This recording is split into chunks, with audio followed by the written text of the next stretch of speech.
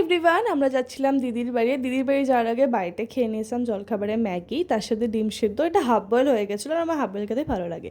তো এরপরে স্নান করে নিয়েছিলাম আর ভাবলাম যে এই কুর্তিটা পরবো লং, বাট এটা পরার পর আমার বরমশাইয়ের পছন্দ হয়নি, তো ও একটা পিঙ্ক কালারের কুর্তি বললো পরতে, তো ওটাই পরলাম। বললো ওটা পরলে তোমাকে ভালো লাগে, তো ওটাই পরলাম। আর ফুলগুলো দেখতে এত ভালো লাগছিলো, তো একটু ভিডিও করে নিয়েছিলাম। আর ওয়েদারটা দেখতেই পাচ্ছ, মেঘ করেছিল। তো যাই হোক, এখানে পায়রাগুলো দেখতে খুব ভালো লাগছিলো। এরপর আমরা কাশিমবাজার স্টেশনে চলে আসি, সেখানে গিয়ে আমরা আখের রস নিয়েছিলাম। আর আখের রস তো খাওয়া ভালোই, তো যাই হোক দুজনা দুটো আখের রস খেলাম। আর এই যে দেখো কী অবস্থা হয়ে গেছে, গোপ টাইপের। তো এরপর আমরা গল্প করতে করতে চলে যাচ্ছিলাম, মানে প্ল্যাটফর্মে আর কি। তো দেখতেই পাচ্ছ আস্তে আস্তে মানে রোদও উঠেছিল, প্লাস হাওয়াও দিচ্ছে, প্লাস মেঘও করছে, মানে থেকে থেকে আর কি পরিবর্তন হচ্ছে। তো এই যে আমার বর আমার ব্যাগটা বয়ে দিচ্ছিল। তো এরপর আমি হাঁ খেতে খেতে চলে যাচ্ছিলাম। আর এরপর আমাদের ট্রেন চলে এসেছিলো। আমাদের একটাই ট্রেনের টাইম ছিল, মানে একটা ট্রেনে আমরা যাচ্ছিলাম, এটা ছিল রানাঘাট। তো এই যে আমরা লেবু নিয়েছিলাম, মৌসুমি লেবুটা কিন্তু ট্রেনে খুব ভালো পাওয়া যায়। লেবু নেওয়ার পর আমার কিন্তু খুব ঘুম পাচ্ছিল, তাই আমি বরের কাঁধে মাথা দিয়ে ঘুমিয়ে গেছিলাম। আর এই যে দেখতে পাচ্ছ ওয়েদারটা আস্তে আস্তে এতটা খারাপ হতে লাগলো যে বলার নেই। তারপরে আমরা যেই নামলাম, তো গজা কিনেছিলাম, তো গজা খাচ্ছিলাম। আর মানে এতটা পরিমাণে বৃষ্টি চলে এসেছিলো যে মানে যাওয়ার মতন ছিল না। আমি ছাতাও নিয়ে যাইনি। আর বৃষ্টি তো হচ্ছিলো ঠিক আছে, বাট এত জোরে বাজ পড়ছিল। আর এখানে চায়ের দোকানের নাম দেখো, ফালতু চা।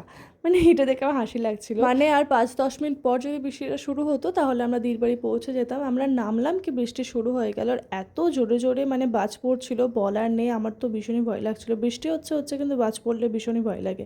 আর এই যে দেখতেই পাচ্ছ তোমরা, আর মানে প্রচণ্ড বৃষ্টি, এত বৃষ্টি বলার মতন না, মানে কুয়াশার মতন একটা হয়ে গেছিলো।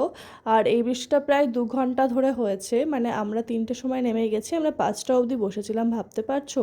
তারপরও তো মানে এমন একটা অবাক দৃশ্য, রোদও উঠে গেছে, তারপরও বৃষ্টি হয়ে যাচ্ছে। মানে রোদ উঠে গিয়েও বৃষ্টি কিন্তু কমছিল না।